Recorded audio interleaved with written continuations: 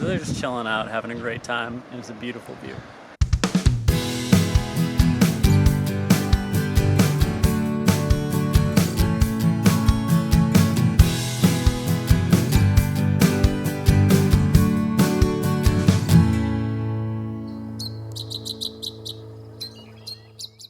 The coasts of California have some of the most beautiful and picturesque natural areas in the entire country. For birders, these areas are not only great for taking in the views, but also for a wide variety of species that live along the shores of the Pacific Ocean. Today, we're at Point Lobos State Natural Reserve, seeking out some of these fascinating species. Joining us on our quest is our friend and professional bird guide Rachel Clark, who knows the Central California birding scene like the back of her hand.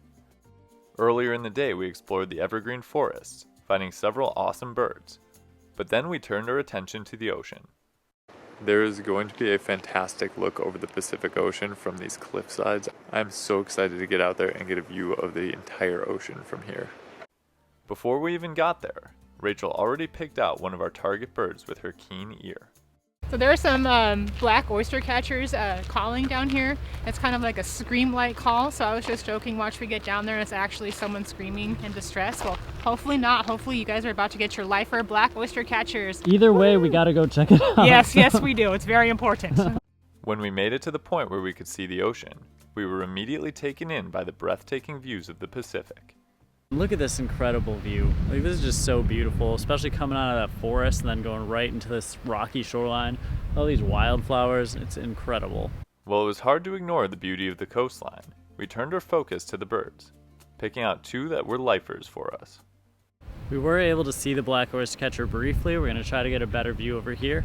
But we think we also found a glaucous wing gull. It's a very white looking gull, and that just seems like it would make the most sense. So we're gonna confirm, but I think that's what we have, which would be a lifer for me and Ryan. The glaucous wing gull stuck around for a while, allowing us to see it nice and close. The black oyster catchers, however, moved north. We then got distracted by some non-avian life when we decided to take a look at some of the tide pools along the rocks. Every time we're near the ocean, I always have to catch a little crab. Sometimes they're a big crab and they pinch me and I regret it, but this was a little guy we found in a tiny tide pool. I have no idea what species he is, but he's really neat. I love tide pools so much. It's really cool to see what's living in each one. And we found a lot of purple urchins. There's a sea anemone, a couple of fish, some crabs, and we're gonna keep looking for these oyster catchers. We moved up the coastline along a path lined with a variety of shrubs, grasses, and colorful wildflowers. Toward the ocean, the rocks close to the path gave way to steep drop-offs, meaning we were able to look out from high cliffs. This vantage point allowed us the opportunity to see many species nesting along the rocks, including western gulls and pelagic cormorants. We walked farther on the trail, along the way, getting some quality looks at the black oyster catchers we had seen earlier. Finally got some good oyster catcher views, and we're gonna try to get some more. There was one maybe a little further down. These are nice, it's just a little windy, so like any video we get is pretty shaky. But it's great to finally get some close-up views of those with their bright orange bill and dark colored body. Black oyster catchers have brown bodies, darker brown to black heads, and a bright orange bill. Other features to note are their pinkish colored legs and bright yellow eyes. These intertidal shorebirds never stray very far from the coastline, and can be found along the Pacific Ocean from Alaska to Baja California. As their name would suggest, black oyster catchers feed on mollusks and other marine invertebrates. Some of the items on the menu for this species include mussels, crabs, sea urchins, marine worms, and barnacles. They hunt for prey by sight, but will also use their bills to probe sand and other substrate to pick out small creatures living in it. After viewing the oyster catchers, we moved up to the highest point of the trail overlooking open water and rocks. Here, we saw sea otters, as well as pigeon guillemots. Closer to shore, we saw some of the pigeon guillemots up close, as well as multiple cormorant species nesting on the sides of the cliffs. So we just had some closer looks at pigeon guillemots, and then the Branson pelagic cormorants on the side of a cliff.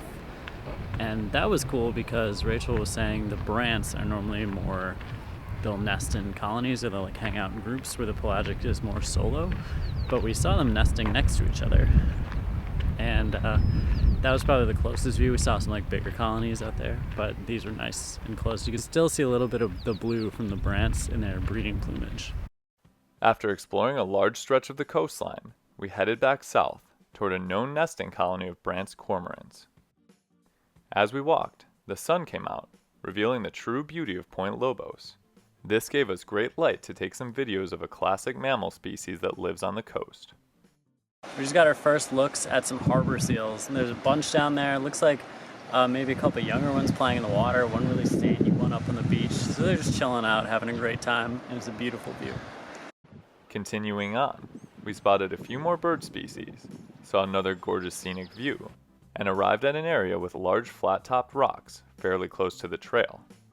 Here, we saw many brown pelicans, and of course, an astounding amount of Brandt's cormorants.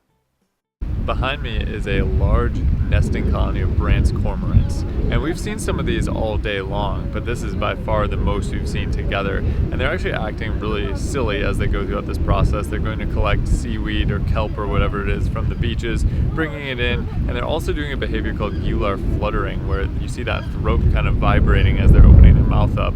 Another thing that's really cool about them is they're showing their very bright blue on the throat, which is a signature feature of the species. I'm really glad we were able to see them in this full-on breeding plumage. Adult Brandt's cormorants are a shiny black color with pinkish gray behind their gular. Their most notable feature is the bright blue gular patch and blue eyes that set this species apart from other cormorants. Brandt's cormorants live along the Pacific coast of the continental United States year-round, from Washington all the way to Mexico. During winter, they spread out farther than other times of the year, expanding into the shores of Alaska, and even farther into Mexico than they are found during the rest of the year. Brandt's cormorants feed by diving into the water and catching fish. They are sight feeders and are adept at swimming both at the surface and deep in the water.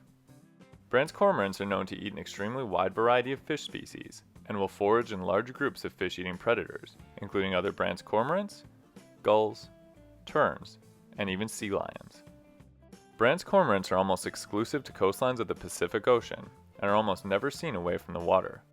They nest in large colonies and have nests very close together, typically choosing to build them out of plant matter, including seaweed, moss, and sticks, among other things.